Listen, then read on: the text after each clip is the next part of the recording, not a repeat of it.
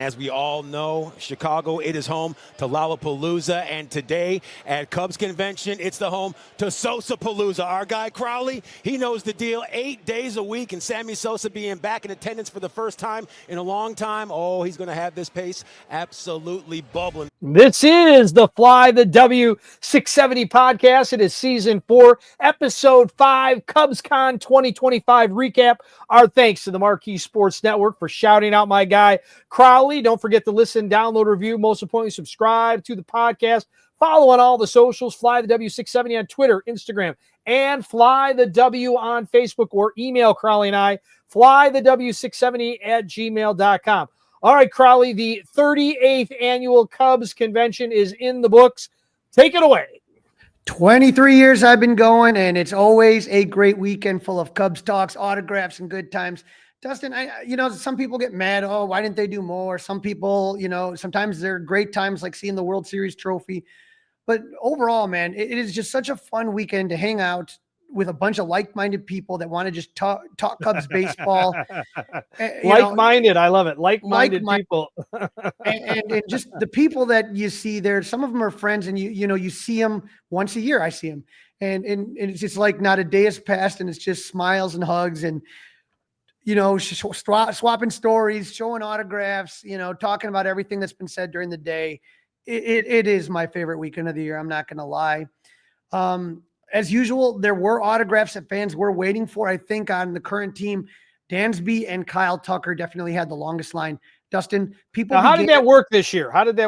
Was it, I know some years that I've been around, my kids were younger and into the autograph thing, that, you had to get a special thing, or you could buy ahead of time, or you could just get in a really long line and hope for the best. So how does it work now? How is it, or is it a combination of those things?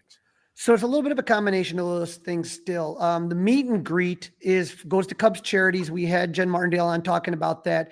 That you can start lining up for. People were lining up Thursday to get that. And Kyle Tucker was obviously the most popular current Cub that was in that regard.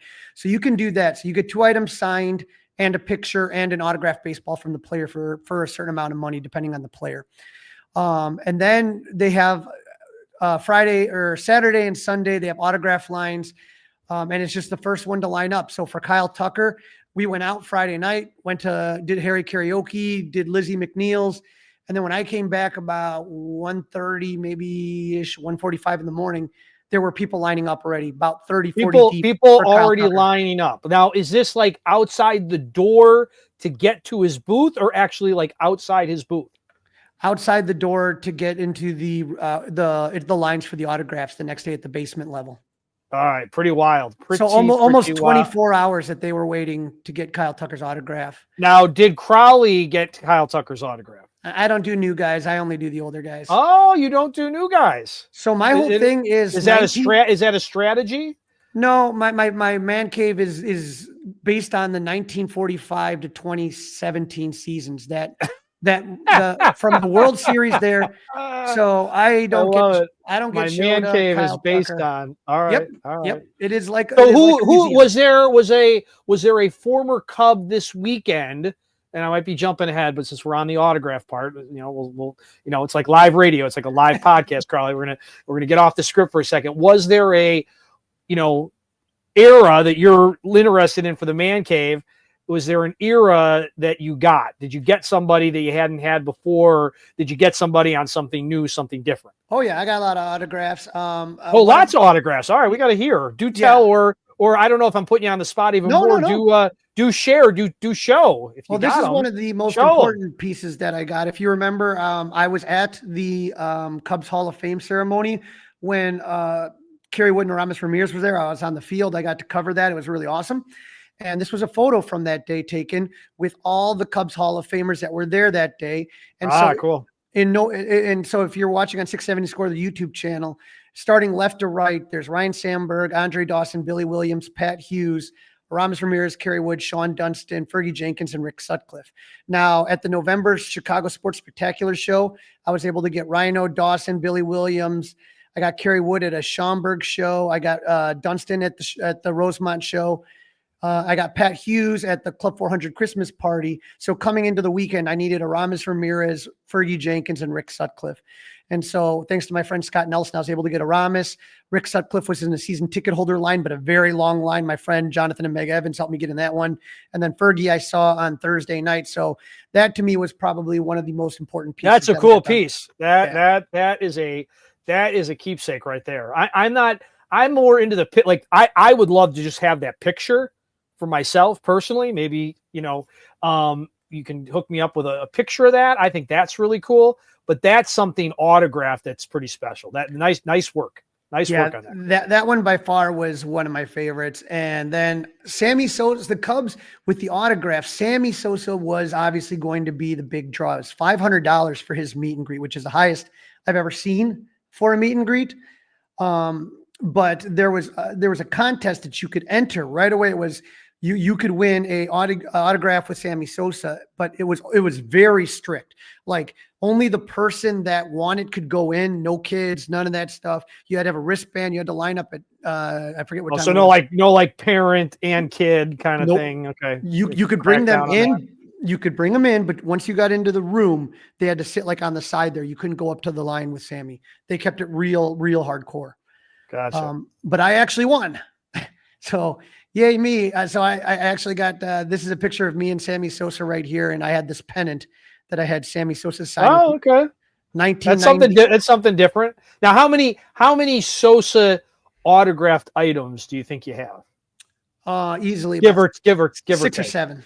6 or 7. I have a 16x20 of him looking at a ball going in the air. I have an autographed baseball. I have the American flag with him running with that. I have that pennant.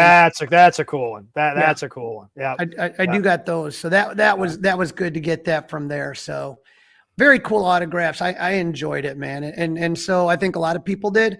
The sessions were really great this year. I think the big one was the Compound podcast with Ian Happ. There's only 2 guests, which usually he has more, but Kyle Tucker and Sammy Sosa are pretty good guests to have, right? Yeah, pretty good. And then the kids only press conference is always pretty funny. And there's always memorable moments. Luke Little doing his Elmo impersonation when a kid asked what they think Clark the Cub sounds like. And Luke did this little Elmo impersonation, which was funny. PCA said he wanted to steal a home run off his former teammate, Cody Bellinger. So I wonder if Cody's heard about that one yet. And The Road to Wrigley, which shares the name with the show on Marquee, one of my favorite shows on Marquee, had Matt Shaw, Owen Casey, Moises Ballesteros, Brandon Birdsell, and James Triantos. So that was a really good one to attend. There was some also like smaller Cubs conversations hosted by Ed Hardig and friend of the podcast, Miguel Esparza. So they talked a little bit about the history of the Cubs, and Miguel talked with the Spanish Cubs. And some of the smaller rooms also had alumni players like Rick Sutcliffe, Bill Madlock. I was there with the Aramis Ramirez, Gio Soto one. And then Backyard Baseball, the iconic video game, was set up in the exhibitor hall. So a lot of the younger Cubs players came down and played against the kids, which was kind of fun to watch. That's cool. Friend of the pod, Joe Johnson, had obvious shirts flying off the racks. King Tuck, Sammy Sosa, and D. Lee being the most popular shirts. Joe also had an amazing signing with Sammy Sosa, so that was cool. If you saw D. Lee, man, Derek Lee looked like he could still play. Still absolutely in great shape. He looked like he's in great shape. Great guy. Seems awesome. Yep. Yeah. I almost feel a little bit bad for him, Crawly, if you know what I mean, because obviously it was kind of half of CubsCon was all about Sosa, right? And I just feel like Derek Lee may have gotten overshadowed a bit. And unfortunately, it's going to be the same way. Is there an official date yet on when they're going to do the whole, like the picture that you put up earlier? If they made an announcement when that's going to be, or around about? No, I would tell you though to look at that first weekend, like August, the first weekend after Labor Day in September. So September, okay. It's 5th, 6th, 7th. They've kind of made that their in weekend that kind of area. Okay, yeah, interesting. So that is what I would say. Hold on to those tickets if you can get them. Right. But, for the other cool thing I want to say is for the first time since 2019, the Cubs minor league affiliates were all there. Great seeing the folks from Myrtle Beach, South Bend, now the Knoxville Smokies, not the Tennessee Smokies anymore, rebrand, and Iowa were all together for the first time since 2019. And those guys have been so great to our show. So it was awesome to see them. But there's so much, Dustin, going on that there were top, There was 5 We got a top storylines. 5, huh? We got Crawly's top 5 from Friday, Saturday, Sunday. Top 5 storylines on the weekend. And so to me, these were kind of like the things that I just kind of walked away and saying, this is my takeaway. So here we go. Number 5. Number 5. When we look at number 5, this was news that I broke, Dustin. That was me on Twitter. This is why I tell you, if you follow me at Crawly's Cubs, you're going to get the news before anyone else. A little birdie kind of came up into my ear, and I put this out on Twitter. It says, so the Cubs are apparently releasing a new City Connect jersey tonight. That was my thing. I heard it. I put it out on Twitter. You were half right. You're half right. You're a little bit wrong, but go ahead. No, keep going. Not what I heard. Okay. I heard that it is replacing the City Connect. There is some confusion on whether they were replacing the blue alternates. Again, I'm hearing it's the City Connect still. So, Dustin, but here's what I want to say about that. Just let's have a little. I'm not trying to cut into it. It was great that you said what you said, but what I understand is the City Connect is no more, and this will be the Friday home uniform for this coming season. Correct.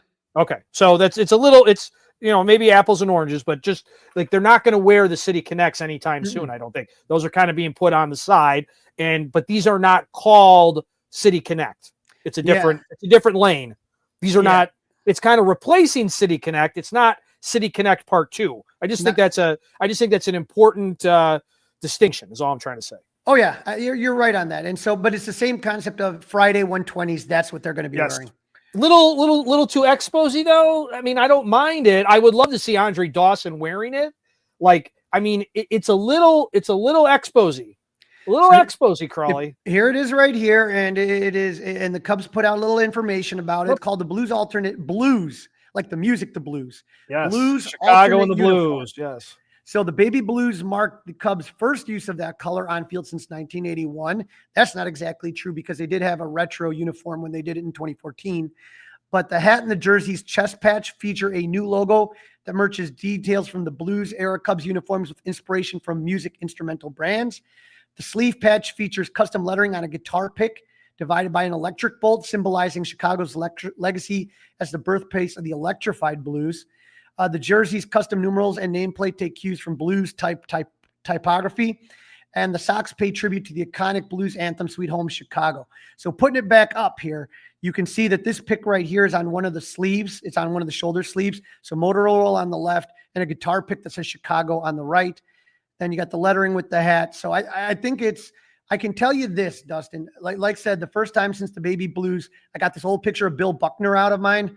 Yep. That's a good comp right there. Good comp. Now, I bet do you have that jersey, Crawly? Do you wear that jersey to games every once in a while? Every once in a while I do. And I have the Crawly name on the back, but that one has the Crawly name on it too. Okay. Always got to get it personalized, but that was the baby blue with the pinstripe and the Cub logo, 84 Cub logo on it. So it's a very cool, because in the 70s, they also had a different one with the 69 Bear logo that was the baby blues as well. So they had a party, Dustin, a VIP at Kingston Mines Blues Club. Yeah, I heard about that. Yeah, I was thinking about going, but I was like, I don't want to get tossed. But they had current players and alum attending, and oh man, the young players were just thrilled to see Sammy Sosa there.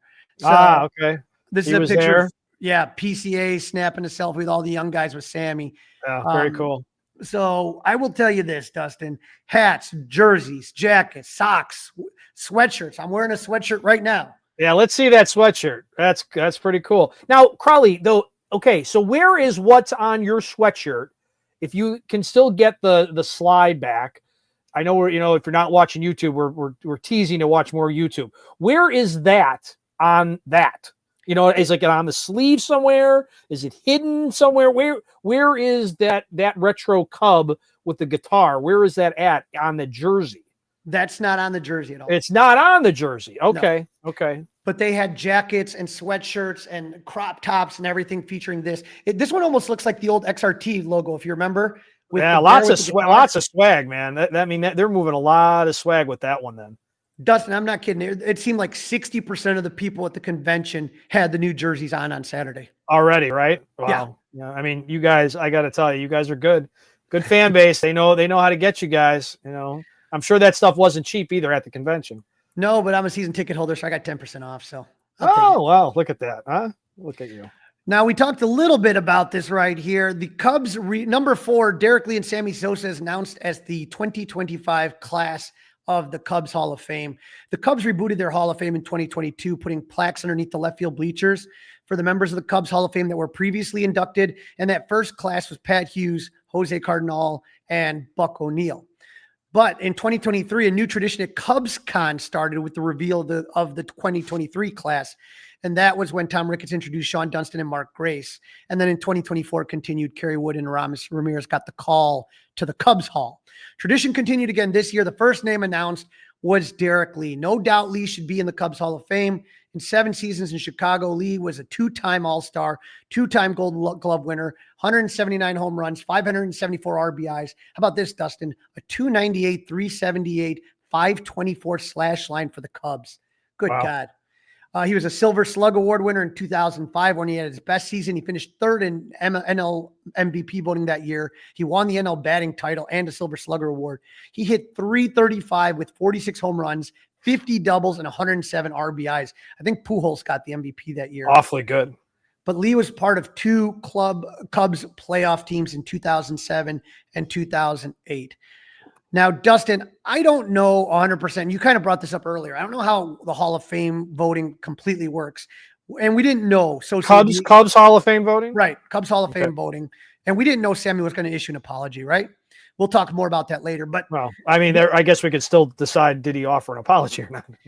but what was semantics? Lots of semantics going on today. Yes.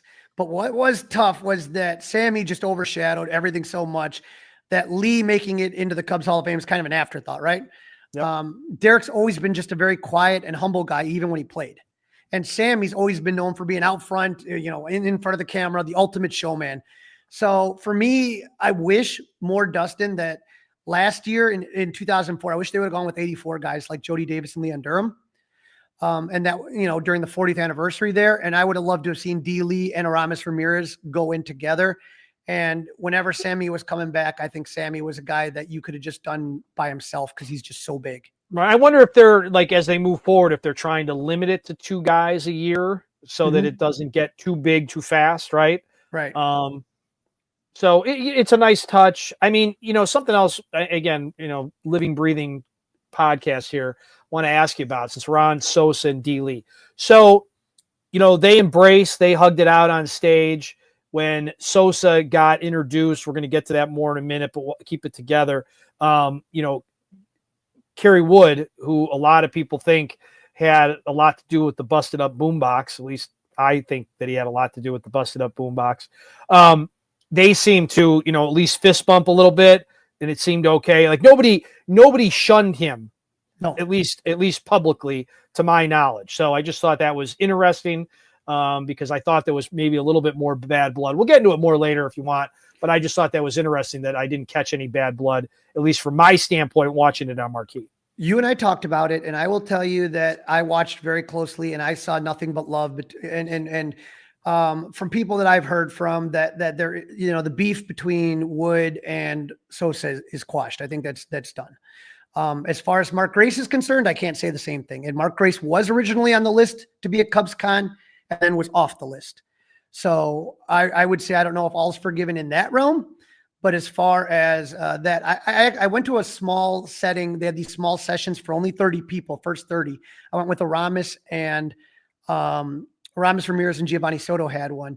And I asked specifically Aramis what he thought about Sammy being back and Sammy as a teammate. And he said Sammy's one of the reasons he loved baseball, and he was so happy to see Sammy back. There were a lot of young players, a lot of former teammates that were glad that Sammy was back. I'll put it that way. Gotcha.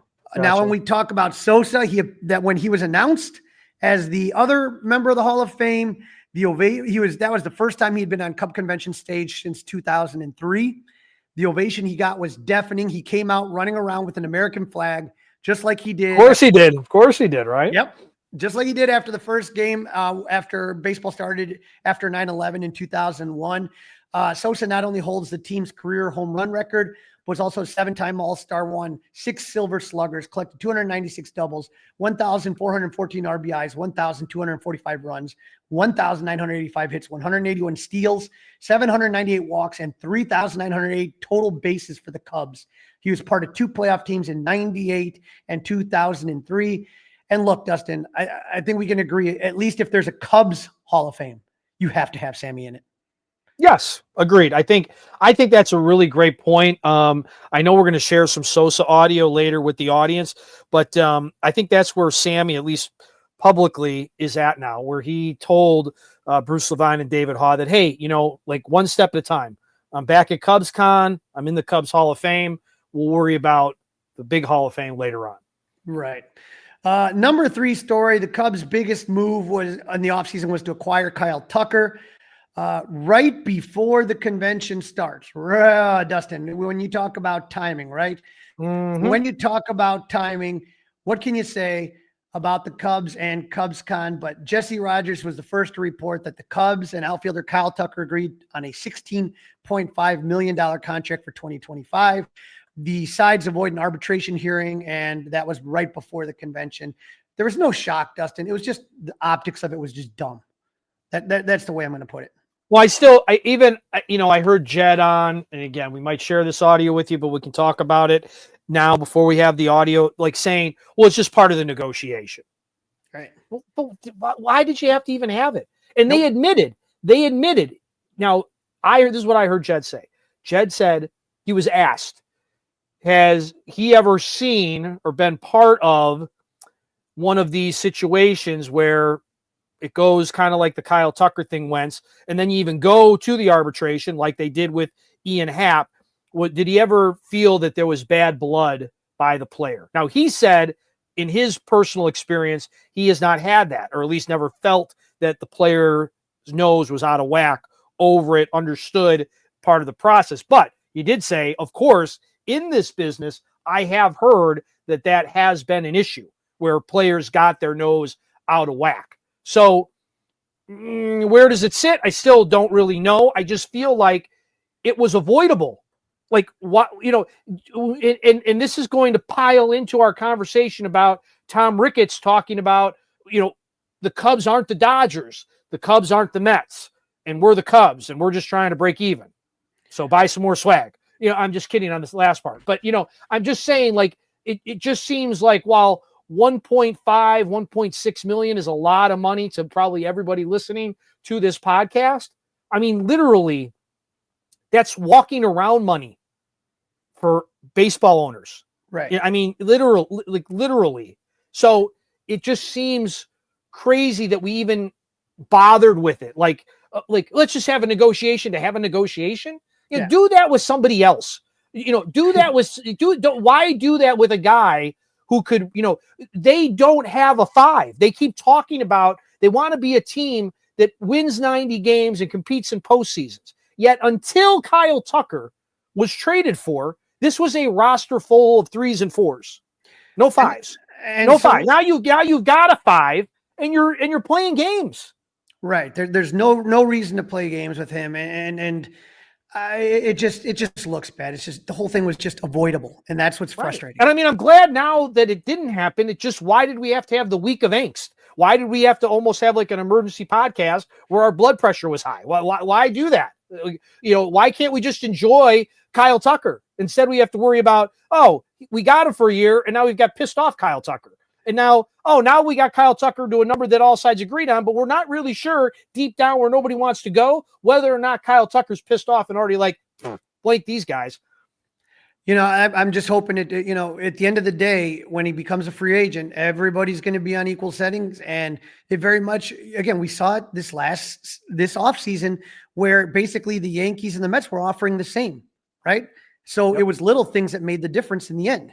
And this could be just one little thing. Who knows what made make Kyle choose one way or the other where he's going to go. Just frustrating. But he did get a huge ovation during opening ceremonies, and he participated in the Off the Mound show on Friday night with Ryan Dempster. They sung happy birthday to him, Crawly. Not once, but twice in opening ceremonies and with Ryan Dempster. He appeared on the compound, like we said, with Ian Happ. and Cub hitters at the place. It was also Kyle's birthday. So fans sang the fans sang twice to him. So that was a little bit nuts. He did speak with Bruce Levine and David Haw and Ryan McGuffey on Inside the Clubhouse on Saturday. So, I mean, if you were listening to the score, there was just so much great stuff. I don't even know if we'll be able to get to it. But here's what he did have to say about the arbitration. Everyone kind of takes it a little differently. That's kind of, arbitration side and, contract stuff is kind of the things that go on, behind the scenes that not a lot of, people kind of know or understand. But that's just, kind of how things run in our industry. But, like you said, we agreed on it, a few days ago. So I think it was, where both sides were pretty comfortable with, where it was at. So now, got it over with. It's in the past, and now I'm looking forward to, being out here at CubsCon and, enjoying this, enjoying the city and getting ready for some baseball.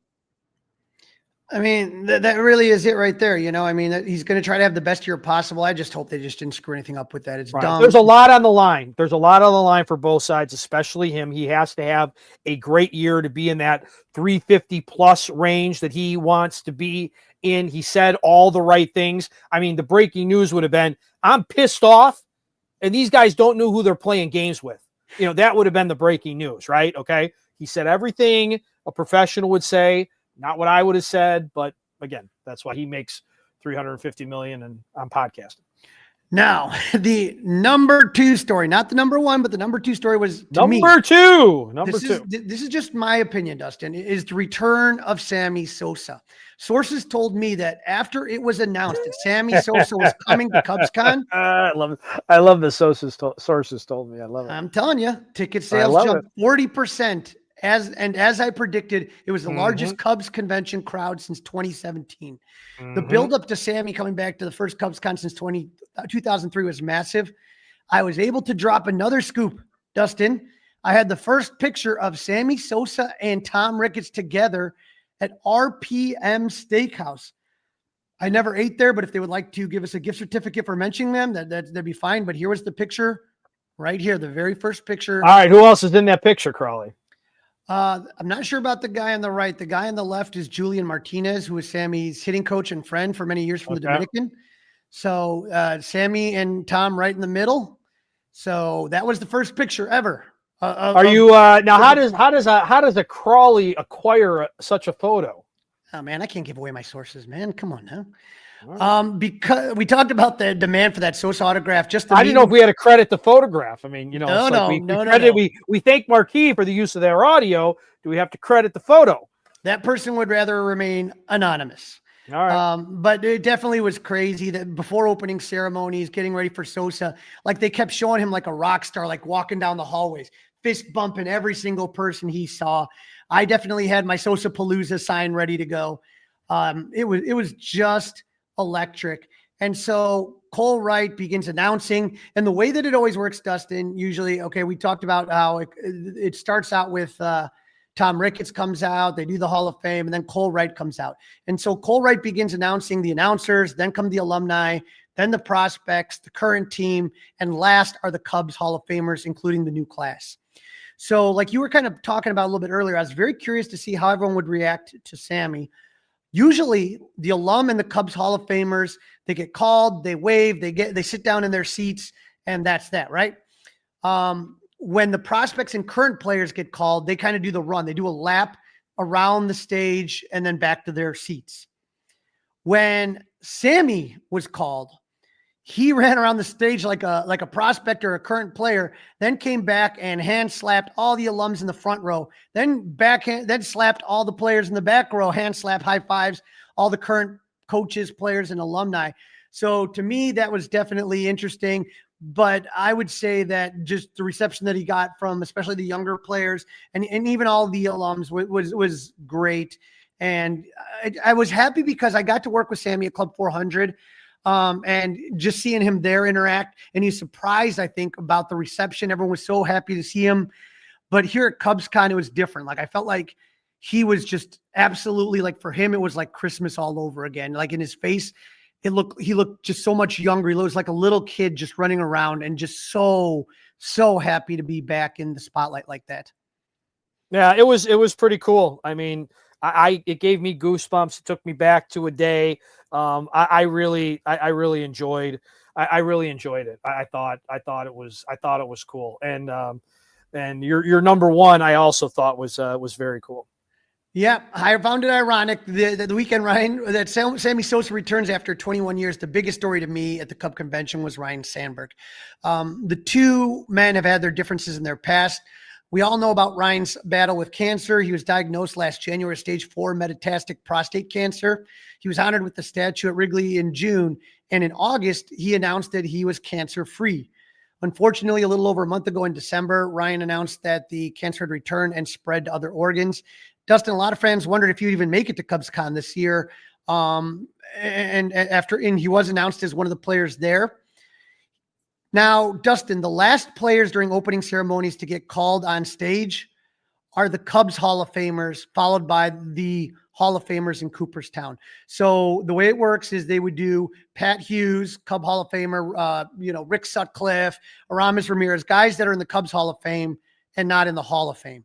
And then they kind of go they go back to the Hall of Famers. They usually would go with like Lee Smith, Andre Dawson, then Ryne Sandberg, then Fergie Jenkins, and then Billy Williams.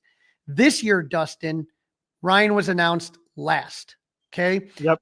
And when he was announced last, our friend DJ Steve Smooth, he played My Hero by the Foo Fighters, and the place erupted. It was about as loud as a moment as I can remember at CubsCon. As he was high-fiving the alum, he stopped and gave a hug to his teammate Jody Davis, then Rick Sutcliffe, and then all of a sudden it was all hugs to the Cubs Hall of Famers. But Dustin, he stops halfway through. So he's going through the line, hugging a couple guys, but then he stops a little bit before he gets to Sosa. He pats his heart like this, gives a thumbs up, and then he goes back. And when he returned to acknowledge the alum, he did hug Sammy Sosa. And so that was something that I was very interested in kind of seeing as far as right. Absolutely right. It looked genuine. It looked genuine to me.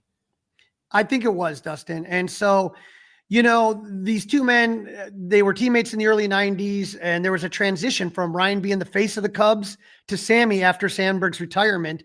And when Rhino was elected to the Hall of Fame, we know Bruce Rosner helped with the speech. But it seemed like he took a shot at Sosa, right? He was saying players need to do the little things to win in baseball, not just home runs and look for the red light.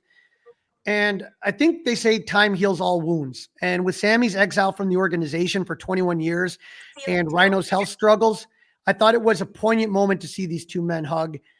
Ryan didn't appear in any of the sessions, but he had 2 autograph signings. I think there's the meet and greet, and he had one in the normal autograph hall. He looked good, I thought. I mean, from my vantage point, you were way closer than I was. He looked good. I thought he looked pretty good to me. He looked good. The thing I heard though from many fans, I didn't interact with Rhino this weekend, but from the fans I talked to that did the meet and greet, that did autographs, that ran into him in the halls, the one thing we noticed everybody was he seemed to be taking it all in, Dustin. Sometimes things get routine. Rhino's been to over probably 30, or, I'm trying to think of how many CubsCon, 35 something. He missed a couple of years when he was with the Phillies. But other than that, he was from the very first one to this one right now, except for that little 5-year break. But this one's different the way that he was here. He was really trying to soak it all in, I think. But the most electrifying moment of the weekend, Dustin, was during CubsCon. I talked to Wayne Massmer after it, the legendary anthem singer and bingo caller, and he was the Cubs PA announcer during the 84 season. And he told me that he ran into Rhino at CubsCon, and Sandberg told him that after all these years he's been going to the convention, he had never been to CubsCon bingo. And Wayne says, you got to come. And eventually it was decided that Rhino would show up and they would auction off a Sandberg jersey. Right. And so in CubsCon bingo, there's 20 games of bingo, but they kind of break it up and do these auction items. There was John Lester cleats and pictures. And this is a really cool picture right here, Dustin, just to kind of give an example. But one of the things was they auctioned off this big W sign. We should have tried to get it there. Oh, that's cool. Yeah. It has all the players that were there opening night. I forget how much that went for, but that was huge. What would you guess? I think it probably went for like $3,000 or $4,000. Easy. A little out of my price range, Crawly. Out of mine as well. But So once it's decided, Rhino's going to show up. They're going to get a Sandberg jersey. They're going to auction it off. Well, none of us knew this. So we're sitting in a packed bingo hall. This is packed, Dustin. Enormous the amount of people they stuff in this thing. We all of a sudden, while Wayne's talking, we noticed everybody getting up in the back corner. Someone had come through the door, and there's just a buzz going through a crowd. And eventually the word gets up to us because we're like in the front row. Rhino was walking through the back. So he walked along the back and then made his way up to the front. And so that's when Wayne decides he's going to auction off the item for Cub Charities. And as Sandberg is making his way up, the auction starts for the Sandberg jersey that he's going to sign right then and there. The auction starts and the bidding gets fast and furious. And finally it gets down to about 2 people, right? As Sandberg gets on this is live. This is live. This is live. They're doing this. Live, it's happening. Like live auction. As he gets on the stage, he puts the jersey on and tells Wayne, tell him it has my sweat on it. It's game worn now. Because those are game worn items are worth more if Sandberg wore it in a game. Yes. And so as this happening, Dustin, now it gets crazier. The winning bid, Dustin, $10,100. Wow. And that goes to Cubs Charities? Cubs Charities. Not only that, they brought out a second jersey, which Sandberg again put on, and the runner-up contributed 10 grand. So that was $21,100 that CubsCon Charities made for 2 signed CubsCon bingo game-worn jerseys. It's pretty impressive. Pretty impressive. Dustin, one thing that sticks in my mind, I don't know if everyone else saw it because I was up pretty close, but he just walked away and both in opening ceremonies, I was in the front row and CubsCon bingo, we had one of the first tables. I sat there and I watched, and the way that he just looked out at the crowd, like it seemed like he kept looking back one more time. And I will tell you that I've had a few members of my family pass away from cancer. My dad's sister, my paternal grandmother, along with many friends and colleagues, unfortunately. I know Rhino is going to do everything in his power to try to fight and beat this thing. But when I saw him leave the stage, off the bingo stage, and acknowledge the fans, and just the way he kept looking back, soaking it in, it was emotional to me. And I just pray every day that Rhino will be back healthy for CubsCon in 2026. Yes, prayers out to him. And I agree with you, Crawly. Watching from my vantage point, that was special. Obviously, I was not at Cubs Bingo. They should, can Marquee start showing Cubs Bingo maybe? Maybe that's what they should start doing. It's a little much. I don't think people would be that into it. You really got to just be there to experience it. And like I said, that was the craziest event I've been going to. And even though I've lost bingo for 23 years, it's probably the moment I'll always remember most of CubsCon Bingo. You are listening to the Fly the W670 podcast. It is season 4, episode number 5, CubsCon 2025 recap. Don't forget to leave us one of those 5-star reviews. All right, Crawly, we've kind of talked about it. Now we're going to listen to a little bit of it. The chairman, the owner of our Cubs, Tom Ricketts, joined Inside the Clubhouse on Saturday to talk about Sosa, to talk about the budget, to talk about the All-Star game, talk about all kinds of things. Let's go through that, get your opinions, get my opinions, and let the podcast listeners a chance to hear it if they missed it. Yeah, although there's no Ricketts family forum, you could meet Tom Ricketts at CubsCon and have a beer with them at Shula's. But yeah, if you wanted to get some really hard-hitting questions, you had to listen Inside the Clubhouse, and I thought Bruce and David and Ryan did a great job with that. I do want to preface this before we get started. I really like Tom Ricketts, the human being, the person. I think he's done a lot for this organization. The way that Wrigley Field, the way that they've renovated it is beautiful. I think it's great. Brought a World Series that we weren't sure, Dustin, if you and I were going to live to see that. But I will tell you one thing, and I'm going to be honest here. I think Tom Ricketts needs a new PR person because I don't think the interview went off that well. And I feel like somebody has got to prep him a little bit better if he's going to sit there and talk about some of these things, because I just don't think it went well. And so we'll listen to a couple of these things. I mean, I think there's some of it went well, some of it didn't go well. I mean, I do think he's being like the reason I don't mind him, like if you say not getting prepped properly, let's say, is that I think it's raw. I think it's pretty raw, to be honest. Maybe it is raw, but the danger of that and the reason people try to prep is so that it doesn't come off looking bad. Yeah. So Here's what he had to say about Sammy's return. Yeah, this is kind of something we inherited, and we closed in 2009. First season was 2010, and there was this kind of estrangement between Sammy and the team, and some of it was it was all kind of a pre-existing condition for us, so we had to think about it. But it just occurred to me over time, like, you can't just come back and not say anything. Just let's all have. We all remember Sammy as a great player, but let's also just at least put something out so you can come back and then everyone can say, hey, it's all behind us. We're all looking forward. And I think Sammy did a nice job with that. And I'm just happy he's here, and I'm happy it's behind us, and I'm happy we're just looking forward. Well, I think everybody can agree to that, Crawly. Everybody can agree that we're glad he's back. It's behind us. But, one of the things that stood out to me, and maybe we're going to get to the cut, maybe we aren't. You run this you're in charge, Crawly, is when he talked about, he told them that he didn't have to apologize. No. I almost guarantee you've been at CubsCon. He said that he needed an apology. So which one is it? Not only that, Dustin, the thing that from that cut that rings out to me is that we inherited it. It was a pre-existing condition. You inherited nothing. He's never said that before. All these times it's been brought up, and to the point that he would roll his eyes when people would bring it up at CubsCon, right? Right. And roll his eye. He never said the previous people. The precondition, the pre-existing condition, inherited, none of that stuff was ever brought up. And to me, it was, I'm just sitting there, and when I first heard it, I was doing like, well, you made this, like you died on this hill. This is what you were going for. You dug your heels in, and guess what? Sammy's the one that finally put the statement out.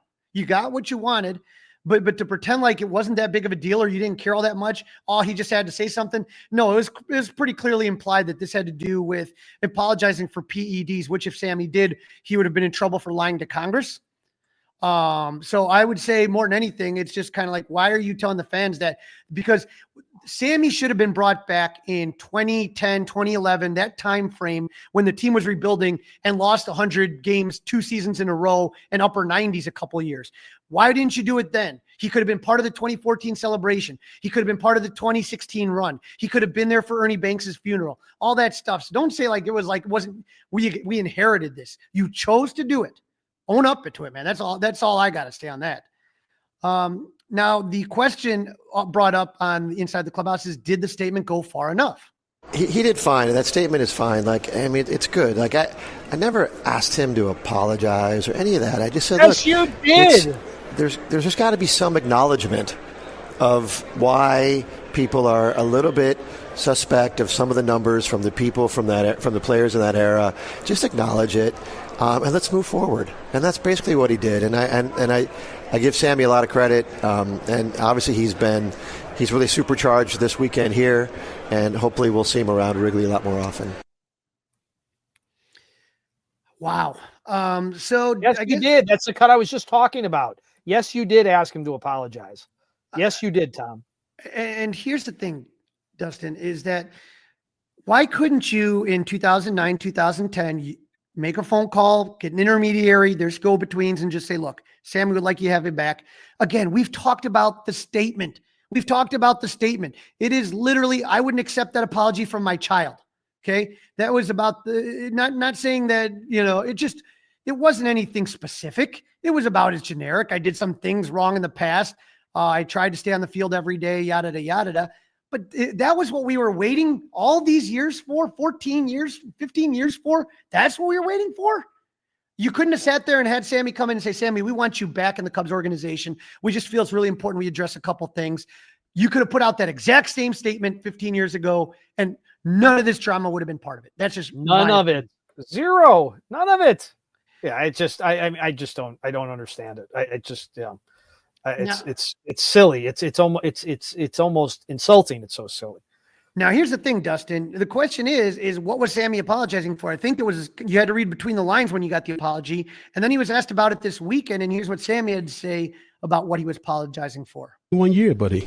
You know what I mean? Look, 21 years haven't been here. I mean, come on. I mean, you know, look, I mean, when you're growing up and you pretty much find the Lord, because I did, and you see things now differently. Before it was hard for me, you know, to do that. But now, you know, I did it with, you know, I mean, with happiness. I mean, I did it because, you know, look, when I grew up, I mean, when I was playing, you know, I play great every day. I maybe hurt some people that don't even know about it.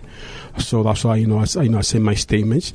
And I think it was, fantastic. I mean, let's say 90% of the fans was very happy. 10%, like always, is going to say whatever they want. And hey, so be. But were you apologizing for something specific, for the way you played the game or for the way that you hit the home runs? Were you apologizing for anything specific? Like I say, I was 21 years out, without coming here to Chicago. And believe me, my friends, they love me, they support me. And definitely, that's one of the reasons why I did.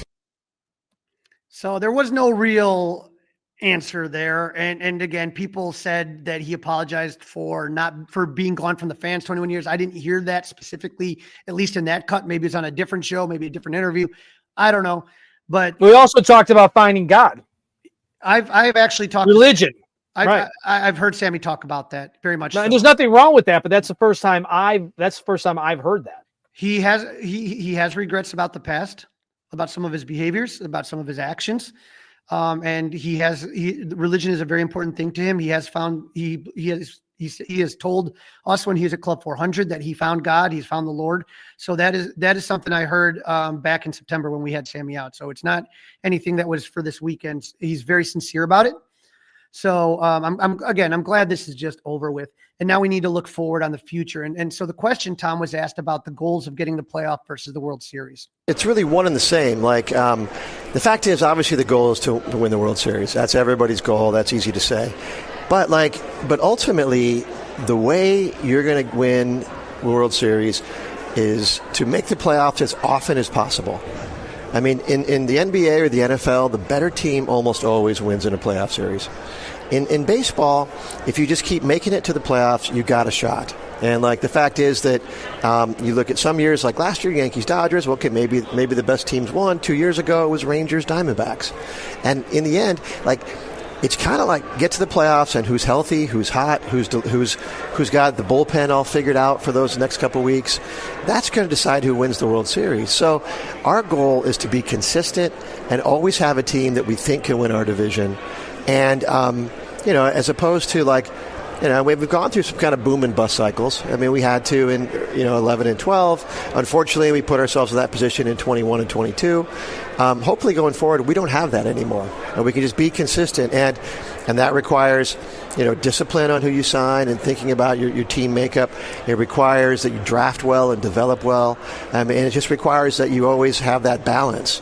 And so, and I think Jed's doing a really good job of doing that. I mean, he's not wrong in what he's saying there, but just he's right. The best team doesn't always win the World Series. Okay. There can be other teams that just get hot. Any Cub fan remembers the Marlins were not the best team in baseball when they won the World Series, but they beat the Cubs and the Yankees, who I think were better teams that year. But statistically speaking, the best teams win a lot more often than the teams that had kind of lesser records. And I just feel like, okay, did you put yourself in the best position to win the World Series? We'll talk a little bit more about this later, Dustin. I don't think there's anyone that doubts that the Yankees, the Mets, and the Dodgers have done everything possible to put themselves in a position to win the World Series. Can you say the Cubs in the same way have done that? No, it's clearly not. Unfortunately, I mean, it hurts to say that, but I can't say that. No, I cannot say that. So there we are. And so Tom was asked about Jed. This is Jed's final year in his contract. Here's Tom on that. Well, I mean, I think for the team, the goal is always the same, right? We want to have a team that should win our division and should compete in the playoffs and hopefully win the World Series. With respect to Jed, I think he's just doing what he would do any other year, honestly. He's not the kind of guy that's going to make a decision that hurts the team in the long run, regardless of his contract status. And he's got that kind of character, and I trust him completely. I thought that was a pretty good endorsement. It doesn't seem like he's too upset about it, but we'll see what happens. And I mean, I understand that. I understand why they're not rushing to give him an extension right now. I get that. No. Now, Dustin, these last two clips that we got coming up here, to me, were really, really just bad. Sounds bad. And so here's the first one on not getting credit for the ballpark renovations. I don't know. I think that when I walk around the ballpark and I talk to fans, they appreciate it.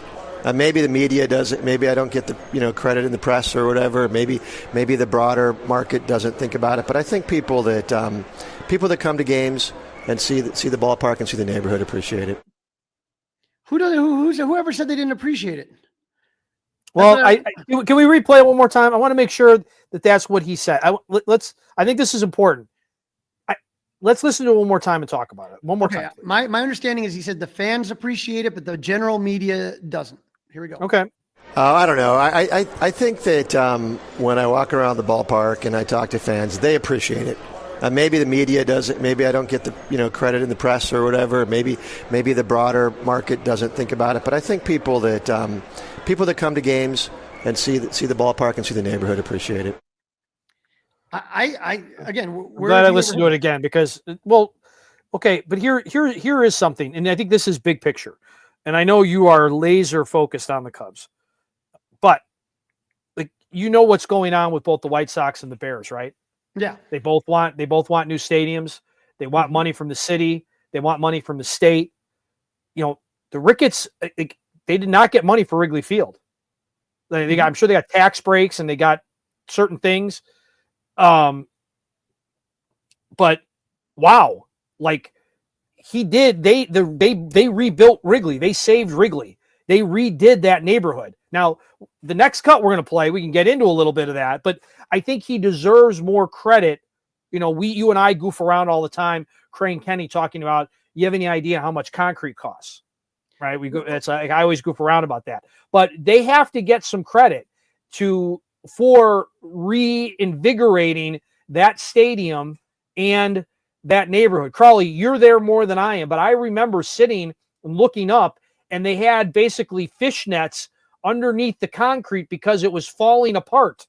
It was crumbling, they didn't want people to get concrete hit in the head from the crumbling Wrigley Field. So, we have to give the Ricketts some credit for that. We do, don't we? 100%. And again, they got federal landmark designation. And they got, you just saw the Winter Classic.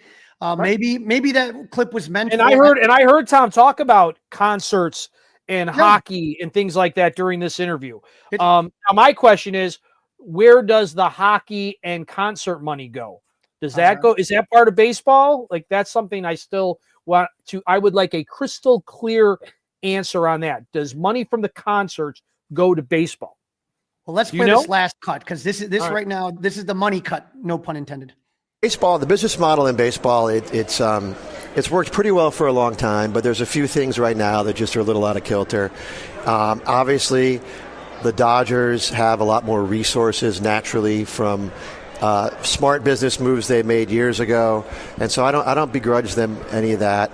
Some teams just have outside resources that are funding their player moves and acquisitions, and that's really hard to compete with. And I understand when fans say, how come you don't spend like that? Because they think somehow we have all these dollars that the Dodgers have or the Mets have or the Yankees have, then we just keep it, which isn't true at all. What happens is we try to break even every year, and that's about it.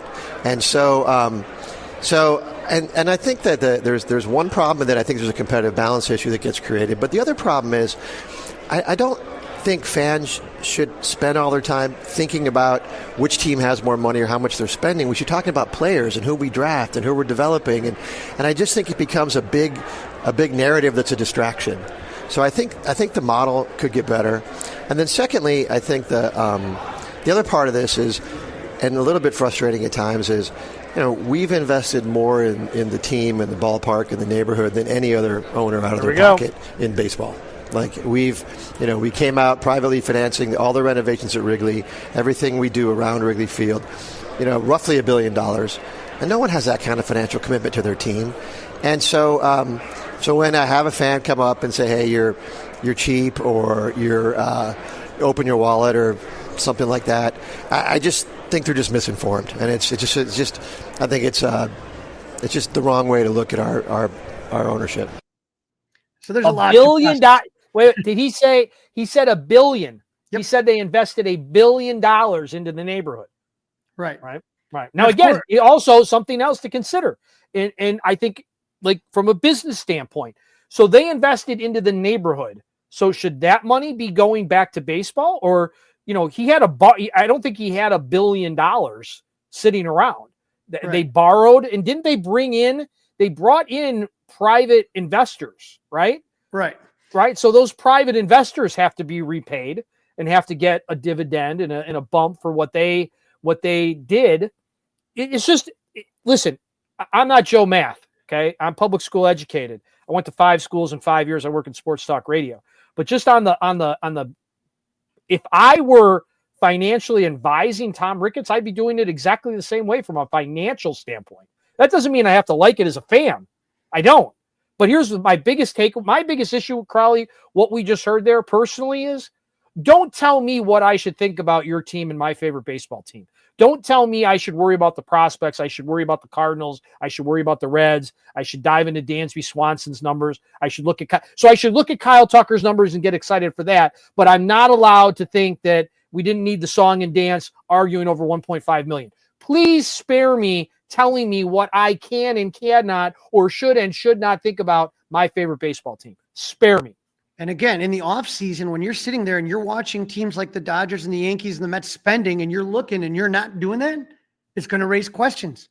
And I get it. Their TV deal is something that's not, it's everything the Cubs' Hope marquee would have been, but it's just not what it's just.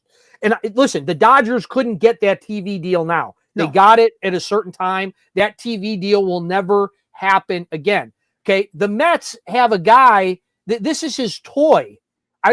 The Cubs are not Tom Ricketts' family's toy. They have other interests. They have other income, but much like the Bears, that's their family business. So this is not a toy.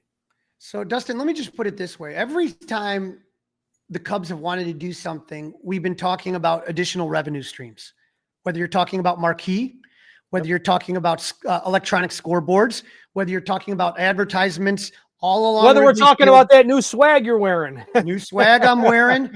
Dustin, when I was a kid, when you were a kid, they only played day baseball games. Okay? Only day baseball. For most of our lives, Wrigley was open from April, and then usually it would shut down at the end of September. You look at Wrigley now, and it is a year-round venue. There are events constantly happening. Now, nobody told the Ricketts to build a hotel. That was on them, right? Nobody told them to do some of these things. And so I'm just saying right now, like you asked before, if you have a concert, how much of that money goes into what? Beer sales. So owners don't open the books. They say, trust us. Right. Is that where you are? You open the books and you show me, and I have my own accountant look through it and say, like, yeah, they're barely breaking even. Oh man, then I'll be the first to stand in line and apologize next time he does a meet and greet. Okay. But until then, there's going to, when you're paying $14 for a Bud Light, when a beer bat, a plastic bat cost you $35, Dustin, and when I see that place packed and the amount of people buying beers and concessions and shirts and everything, and I'm as guilty as it is. Well, I'm going to say you're more, but we the people listening to this podcast, we are part of the problem. We are the problem. That's why they're able to continue to do this. The only way to get that to stop is to not go and to not participate. But then, Dustin, that's fine. But don't tell me that they're not making any money.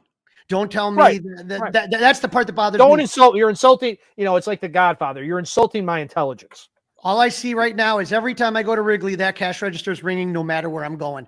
So I just find it hard to see. Now, you tell me the A's, you tell me the White Sox, and you see those pictures of 5,000 people in the park, 100%. I bet they go to play the Nationals in September. There's literally, you could count the people in that place. Right. So don't tell me that you're in that same boat, because you're not. You are listening to the Fly the W670 podcast. It's season number 4. It's episode number 5. It's the 2025 CubsCon recap. Don't forget to listen, download, review, subscribe to the Fly the W podcast. Leave us a 5-star review. Email us, flythew670gmail.com. Don't forget you can watch on 670 The Score's YouTube page. It's time to round the bases, where we give you all the latest Cubs info and news from around MLB. Well, Dustin, even though it was a CubsCon weekend, the baseball world kept spinning and Jed and Carter were working. Like you said, Boog made sure the cell phone was on for Tanner Scott. Unfortunately, it didn't ring apparently, or it didn't ring enough, because where else was he going to go, Dustin? Where else was he going to go? The Dodgers. Mm-hmm. It was Mark Feinsand the first to get it. Tanner Scott goes to the Dodgers, $72 million over 4 years. Dustin, again, the fact that the Dodgers keep getting everybody, and I just don't know if this is good for the game. I'm sorry. I know people are saying every billionaire owner can do it. And I know we talked about it about the Ricketts last segment, but this is kind of just getting goofy. I've never seen anything like this in my entire life. It's crazy. And Crawly, not only is it crazy, it's Tanner Scott and what else? I have no idea. Everything else, Sasaki. I mean, Roki Sasaki. Go ahead down the list. They've done way more than that. I'm just saying, like, and that wasn't about the money, because everybody was going to pay Sasaki the same. But they're so attractive to a guy like that because of the payroll and the potential money he can make in the future if he does well. So the Dodgers get another phenomenal player. That's not new news to me. But this, Dustin, is from John Morosi, is what really kind of had me scratching my beard stubble here. He wrote that he heard that the Cubs offered Tanner Scott a 4-year contract at $66 million prior to his agreement. So Dustin, we got to imagine this was going on right around the time of CubsCon, correct? Right. So based on the report, that's $6 million difference. So Dustin, I got to tell you, I am shocked, because we know for a fact that Jed does not like giving closers this kind of contract. To 4 years, $66 million. If that would have gone through and he would have come to the Cubs, I would have been shocked. I would have been stunned. Does it make you feel any better that the Cubs were the bridesmaids and were willing to do this, assuming that Mark's reporting's accurate? It shows me that there was effort, right? I mean, again, you don't want to spend stupid money. I don't know if Tanner Scott, if one day they're going to look at that deal, and apparently the Dodgers are just printing money somewhere in some factory.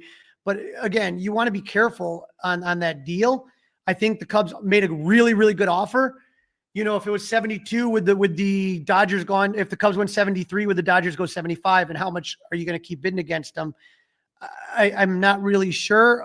There's not, Dustin, now at this point, a lot of free agents left. When you take a look at the big board on The Athletic of the top 40, Anthony Santander signed today to Toronto, 5-year, $90 million. So they actually got someone to take their money. That's a good deal. But if you look at the pitching, there's still Jack Flaherty's still out there. Pete Alonso's still out there. Alex Bregman's still out there. But when relief pitchers are coming, I mean, the only one that's really kind of looking left is Carlos Estevez. And so hopefully the Cubs can take the money and be close to what they were going to give Tanner Scott and get themselves a lockdown closer. Well, fingers crossed they figure out something, because as much as I like Porter Hodge, I don't think he's ready for the everyday closer role, right?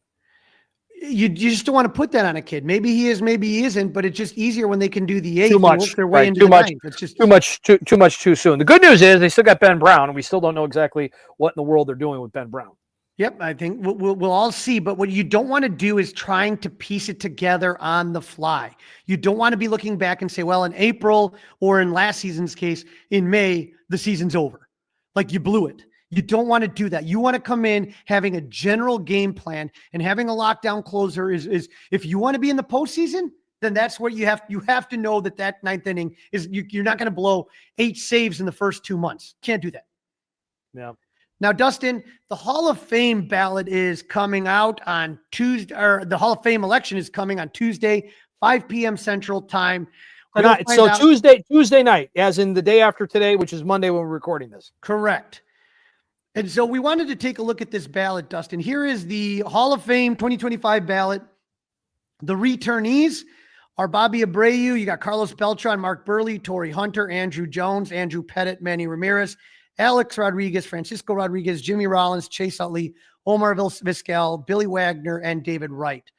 As far as the first-timers, Carlos Gonzalez, Curtis Granderson, Felix Hernandez, Adam Jones, Ian Kisler, Russell Martin, Brian McCann, Dustin Pedroia, Hanley Ramirez, Fernando Rodney, CeCe Sabathia, Ichiro Suzuki, Troy Tulowitzki, and Ben Zobrist. Except in this graphic, he's in a Tampa Bay hat. They should put him in a Cubs helmet. So based on what we're looking at right now, and you just showed the newcomers, right? Yep. You just showed the newcomers. Let's start there, if you don't mind. Let's start with the newcomers. How many of the newcomers is Crawly voting for?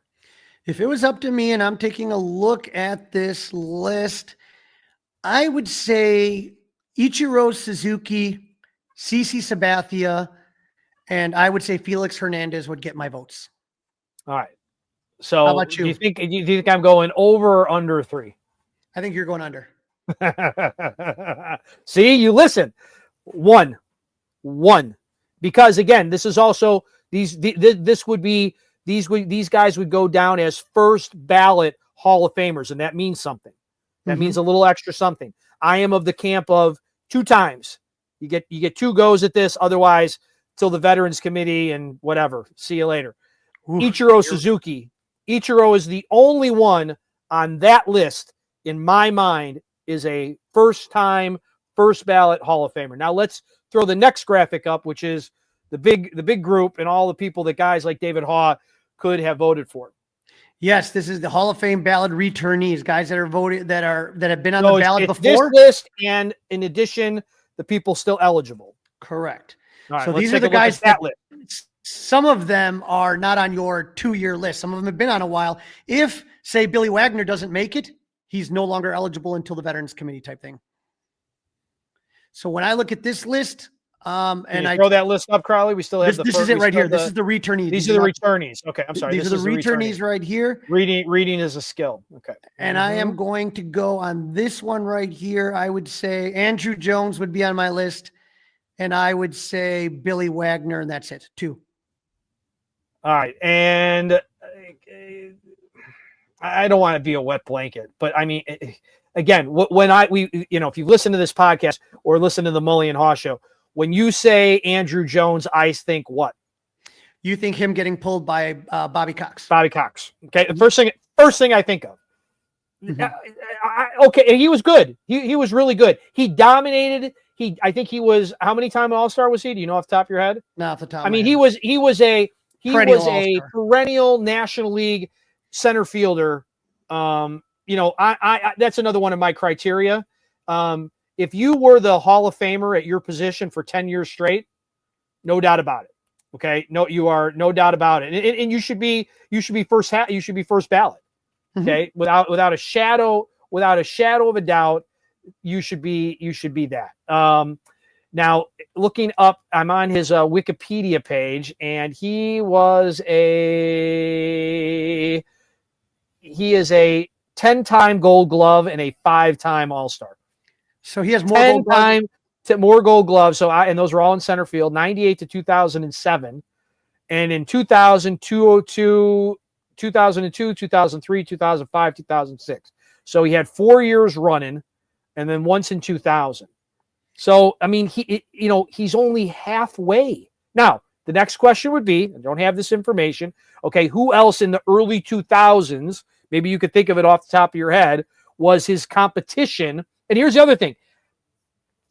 I don't remember. At one point, you used to vote for left field, right field, center field. And then at some point, they changed it to just outfielders, correct? There was not a designation for All-Star. I thought it was just names. I thought or for All-Star. But at one point, All-Star. Yeah, at one point, I feel like I remember as a kid, you voted for a right fielder and a left fielder and a center fielder, and then at some point they changed it, and you just voted for outfielders. Right. So then that changes the definition. Okay, so I'll give you Andrew Jones, so we don't have a one-person class. And you're saying, Andy Pettit. No. I said Billy Wagner was my other one. You said Billy Wagner. I would, where's Billy Wagner rank all time in save list? We could take. I'm just saying these are things that are important, right? I think these are, and again, I mean, you might say, well, Dustin, you're doing the podcast. Why don't you know this? I could have done a little bit more, but I was busy with my day job, and Crawly kind of sprung this on me a little bit. So Billy Wagner, we'll go Billy Wagner's Wikipedia. Seven. Okay. 422 saves. 7-time All-Star. 7-time 422. But where does that rank all time? Where does 422, rank all time? Where's 422 versus, okay, here's the all time. Okay. Rivera, 652, Hoffman, 600, Lee Smith, 478, Kenley Jansen, Craig Kimbrell, 447, 440, Billy Wagner, 442. So he's 1, 2, 3, 4, 5, 6, 7, 8. Okay. He's in the top 10. He's in the top 10. So this is his second time around, or no? No, this is it. This is okay. So why is that? Why are people? Do we know why people aren't voting for him? Is he he is in the steroid era? Was he somebody that was PED connected? So we know in MLB there are certain areas that are underrepresented. DH, third base, relief pitchers, that for whatever reason, they just closers though. Like closers, I get relief pitchers, right? But closers in general, he's top 10 all time. I mean, Dustin, do you know my how long question it took is, to get why Lee in the Smith? world wouldn't he have been in already? It took Lee Smith forever to get into the Hall of Fame. Well, it's ridiculous. He must have been a jerk at some point, and I know people say he's one of the nicest guys in the world. nicest Why did it take him so long? Because somebody's got to explain it to me. So all these guys with a pencil and a keyboard got to explain why they're not voting for these guys. They're top 10. They're top 10 people who have ever done the job. And I understand the top of it's 600. We got 600, a couple 600 guys, and then everybody else. When Lee Smith retired, he was the all-time saves leader at 478, and he was not a first, second, third, fourth, fifth ballot Hall of Famer. Well, that's ridiculous. Okay, again, Harold Baines is in the Hall of Fame. Billy Wagner should be in the Hall of Fame. Okay. Well, but Harold Baines was on the Hall of Fame based on the committee.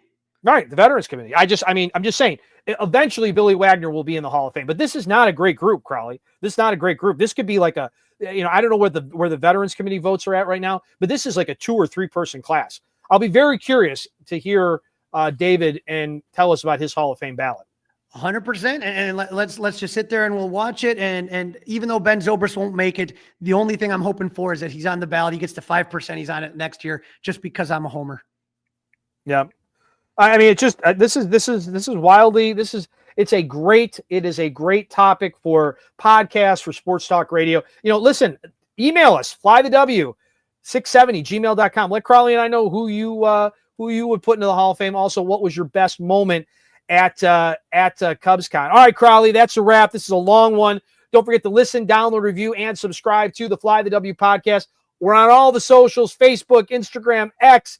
Email us, flythew670@gmail.com. We will read it on episode number 6 of season number 4. And you can watch us by subscribing to the 670 The Score YouTube channel. Crawly, get some rest. The Bears have a new head coach, so I've got a lot of work to do. And you know what, man? Thank you again for everybody that came up. There was a lot of people who said this is my first CubsCon, and the CubsCon episode we had last time with McDonough and with everybody from the Cubs with Jen Martindale and stuff was a big help, and I really appreciate hearing that.